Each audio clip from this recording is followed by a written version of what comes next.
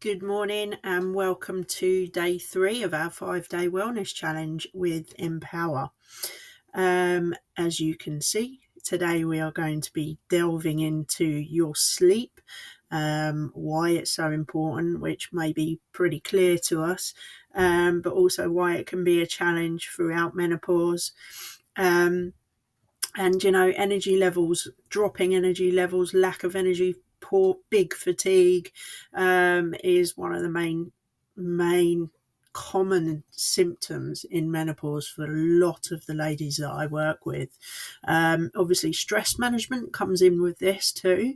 The two are very related, and again that's something that we delve into deeper within the Empower coaching programs and techniques to help us manage our stress levels, because not all stress is bad. Remember, we want some stress to be at our sweet spot, as we call it. So we're going to have a little focus on sleep, and this is another part of the puzzle, like I've been saying. So our bodies are like our system is like a puzzle. One good piece isn't a whole picture. So just by adding some exercise, yes, you're going to get benefits, but we need to focus on the food, the sleep, the recovery, and the mindset as well to really get the whole health approach going. So focusing on the sugar, the protein, and today the sleep, it starts to build that healthy puzzle, therefore meaning more energy. Happy days. So today's focus is on sleep, the thing that might be erratic for you, hard to come by, or at least different to what it used to be. We're going to look at what happens during sleep and how menopause can affect it, and how our sleep affects menopause, vice versa. So what actually happens when we sleep?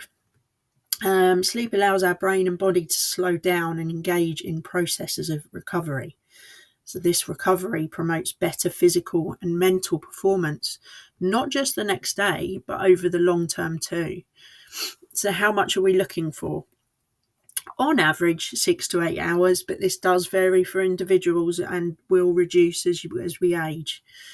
Other factors can, of course, interfere with sleep, including physical symptoms we might experience other than those associated with menopause. So, for example, if we're taking a medication, that can impact things.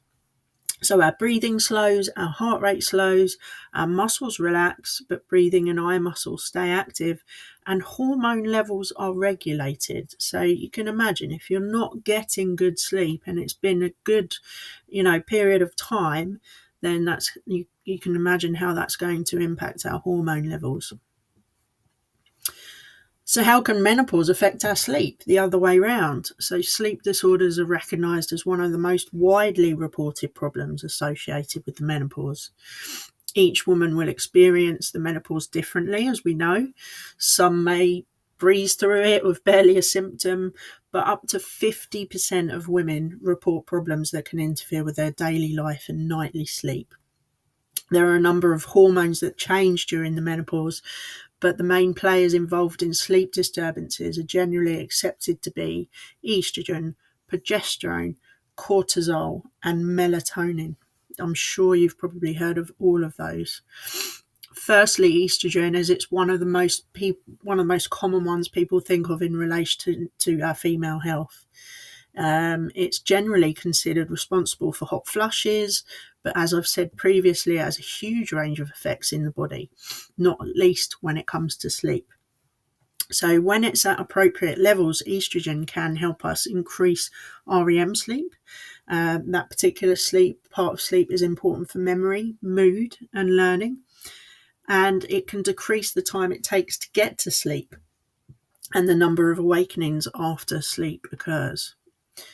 It can increase the total sleep time, help in regulating body temperature during sleep.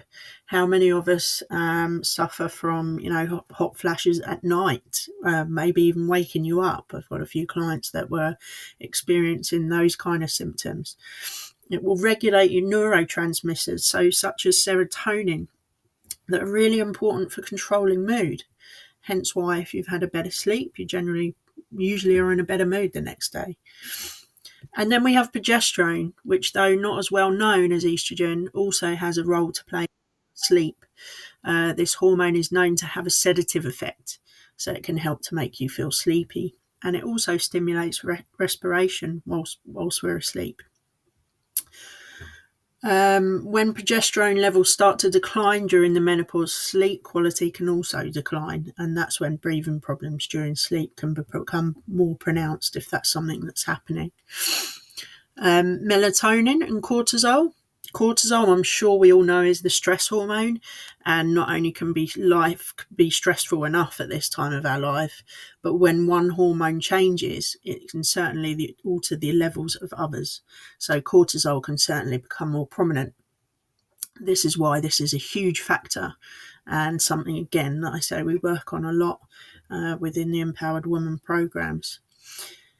We can have the best exercise regime, the best foods to hand, but if we don't look after our stress and how we're feeling and our sleep and recovery, this can be counteractive even. So what can we do to help? This is the important bit, right?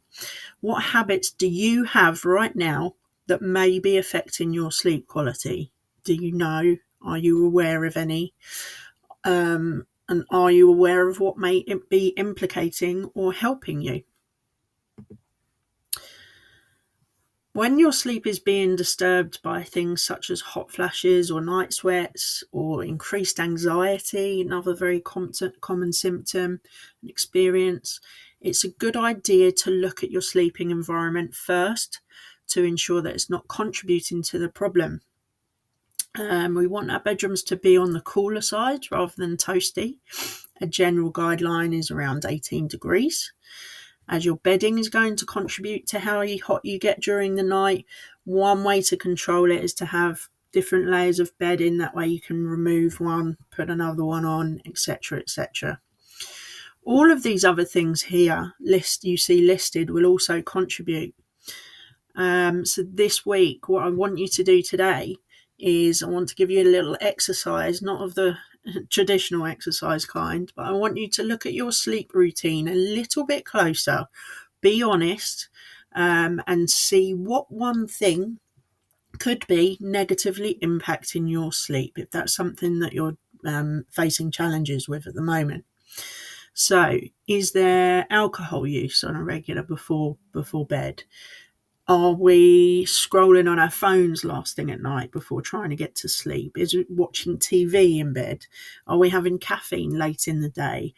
Are we having sugar? Of course we're not in this group, are we? Still doing that no added sugar through this week. Are we on any medication?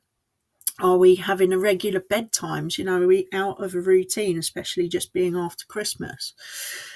What one thing can you try to change for the remainder of this week and further on? And what is the simplest thing you can do that might have the biggest positive impact? And that, again, is something that we dig deeper into to find, because we want the simplest change that's going to have the best impact for us.